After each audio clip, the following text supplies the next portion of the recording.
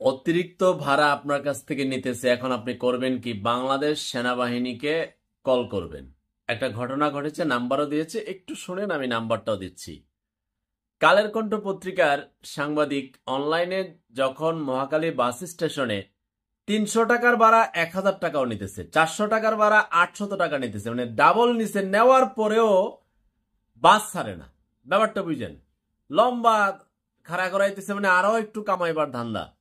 সাংবাদিক রিপোর্ট প্রকাশ করছে, তারপর ওই যে বাসের হেল্পার, ড্রাইভার, এদের এদের সিন্ডিকেট যে সেকশনটা, এই মাওয়ার পোতাইনতে সব একসাথে মিলে সাংবাদিকরে উত্তম মধ্যম ব্যাকরণের ভাষায়, ওই ভাষাটা আমি ব্যবহার করলাম না।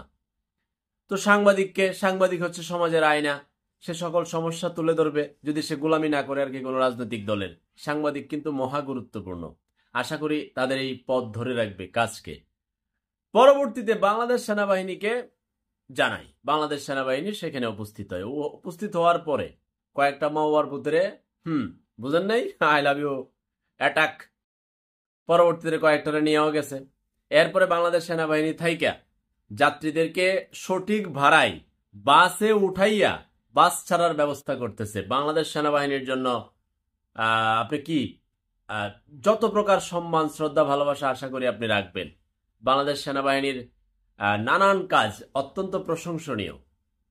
এবার কালের কণ্ঠ পত্রিকার যে সাংবাদিক অনলাইনে নিউজটা করতেছে, তিনি একটা নাম্বার দিলেন এবং এই নাম্বারটা তারা তাদের চ্যানেলে প্রকাশ করলেন যে অতিরিক্ত ভাড়া আদায়ের ক্ষেত্রে বাংলাদেশ সেনাবাহিনীর কে জানানোর জন্য। পরবর্তীতে আই লাভ ইউ টাইপের যত ব্যবস্থা আছে বাংলাদেশ সেনাবাহিনী করবে।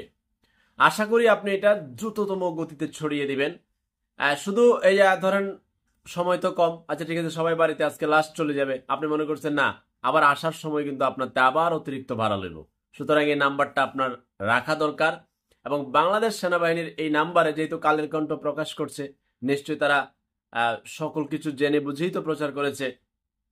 এই নাম্বারে দিয়া সকল মাওয়ার প্রতিনিধিদের যতগুলো ভাড়া বেশি নিবে, ওই আসা যাওয়ার ক্ষেত্রে তাদের জবাব দিতে হবে এবং সঠিক ভাড়াটাই নিতে হবে।